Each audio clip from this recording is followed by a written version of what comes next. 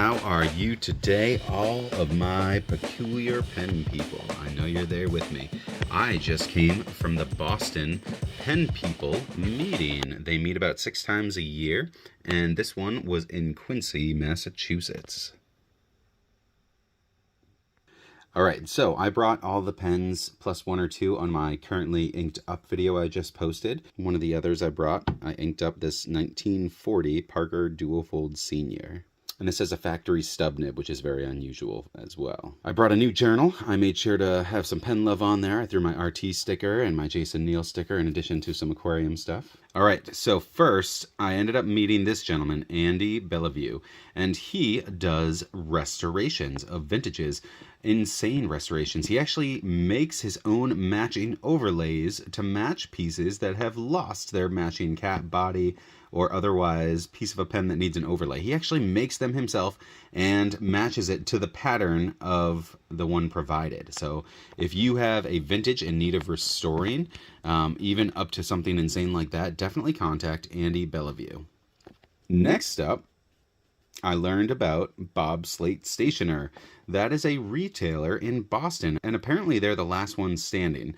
I also talked about a gentleman that owned the Bromfield, I think it was, one of those pen store. I never went there, but that gentleman, whose name was Fred, actually, we used to visit the store that me and my wife worked for. So he ended up giving me this pen way back when that I still have and use anytime I'm in the shop. So if you're out there, thank you so much. He ended up selling the shop, and that's how this came up. I said, oh, I really got to go out and check out that shop. They told me the guy who bought it from him a couple years ago ended up tanking it within 2 years. So the shop is no longer around. So thank you for everything you've done, though. You helped get me into pens with your gracious gift here. I also learned about Josh Lex, who owns an online retailer store called IndyPendance.com, with that Y like Indy. All right, so that's a really cool new online retailer I'm going to have to check out. Next up, I met David Watts. David Watts Jr. and Richard Binder just released a book called One Dip Desk Sets. And it's the forgotten history of some dip nib pen sets. That's now available on Amazon, and I'm going to be checking that out. A little bit more about those authors. Richard Binder here runs richardspens.com, which is also a valuable vintage resource for information. And then David Watts Jr. is currently in the works with the American Heritage Museum to set up a December 7th exhibit that's in Hudson, Massachusetts, and that's going to be talking about some of the things to do with his book, and they're going to have a lot of actual pens and other paraphernalia around pens in that exhibit. So if you're in Massachusetts and you want to check out a pen-based exhibit, come check that out December 7th. So I met a ton of awesome people. Some other people that I want to mention. Gino, it was a pleasure to meet you and talk with you. Tom, thank you for subscribing. That's one more awesome person to follow along with our journey. Tim, thank you so much for showing me some amazing pens, including a pen made from the steel from the 1923 locomotive, the Flying Scotsman. That was really cool. Cynthia, you were super cool. I met a wonderful woman named Cynthia who had an amazing collection with an awesome case from Franklin Christoph. That is an epic case. But she had many little pen slip cases to give out. She said every time I buy a new pen, they give me one. So she had quite the assortment. So she kind of tossed them on the table and said, help yourselves, guys. So I want to thank you very much, Cynthia, for my new awesome little pen holder here. It's a nice high quality. This one's like blue and green with like a peacock feather going on. And it's got like a nice suede, won't scratch anything up interior as well. So Cynthia, you were awesome. Thank you very much. And Sheldon, thank you so much for letting me use your Mont Blanc 149. That was quite the experience as well. So I want to thank everybody at the Boston Pen People for putting this together. This is just a group of enthusiasts that has been doing this since the 90s for like almost 30 years or so now. And they are just enthusiasts that get together. They share pens, they share stories, and they share some refreshments and awesome camaraderie. So thank you very much, Boston Pen People, and I am proud to consider myself a Boston Pen person now. I will put their description and links down below. What else is going on? I'm in the works with Q3D for a copper shipwreck pen, a molecule bolt action, which is going to be phenomenal. So stay tuned for that.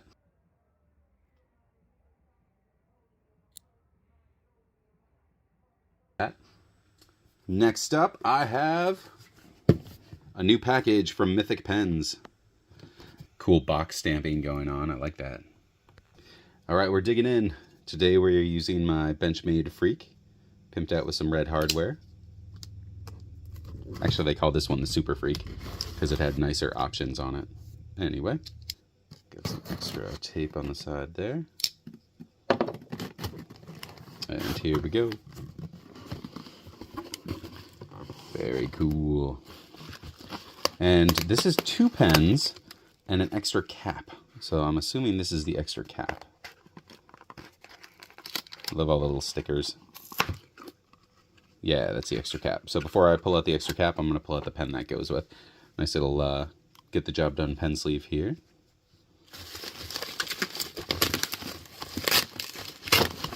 Cool. Oh, I like that. Nice little black bubble wrap there. And then he's got a wax seal on both of them too. Very classy, very cool. All right, so I make my own wax seals. Let's see. Are these individualized? Yeah, these are actual wax seals, guys. They are not one size fits all. Order them and stick them like a sticker. This is an actual wax seal. Kudos, man. Kudos. All right, let's open them up. Which one first? Which one first? I almost like don't want to break the seal. I might just cut it from the side there.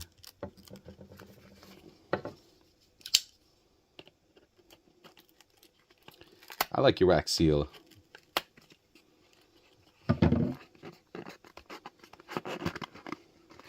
Ooh, all right, these two are special because they are using a vintage resin, a lizard skin vintage resin, both of these. Nice. Look at that. That is awesome. Oh, beautiful detail in the resin. Nice sparkle shimmer. Love the clip. Let's go under the hood. Cool. Got to double broaden this in case I ever want to get it grinded down. This is beautiful. This vintage resin right here is almost 100 years old. So what happens here is people source vintage blanks, usually at pen shows, and that is a blank piece of material that has yet to be turned into a pen. And then someone somewhere finds them, someone gets them to where they can be sold, and then a modern pen maker can use that 100-year-old material to make you a modern pen. How cool is that?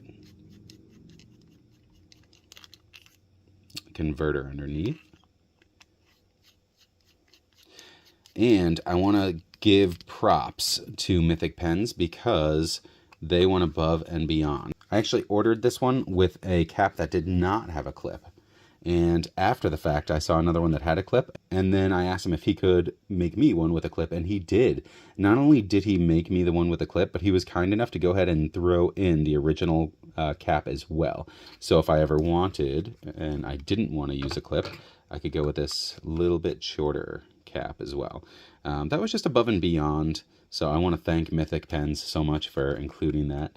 I personally will carry it more when it has the clip, so I'm going to be using this one more. This is a just outstanding pen. And we'll take a look here. We've got some awesome stickers. Ooh, I like that nib sticker. Mythic Pens, thank you, Brad. All right, let's check out the second one. This is a brother or companion piece to the first one because he had multiple different resins, vintage resins, just like the first one here. So let's take a look at the next one.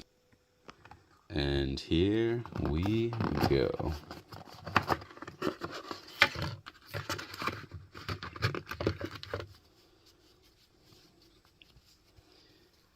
This one is a blue. Look at that. And this resin is also a vintage resin too. So not only is the lizard skin a vintage blank, but the actual resin here was also vintage. So this one is even more vintage. Check that out. This one's a little bit shorter. It uses the Cafeco little mini converter because it's a little bit shorter.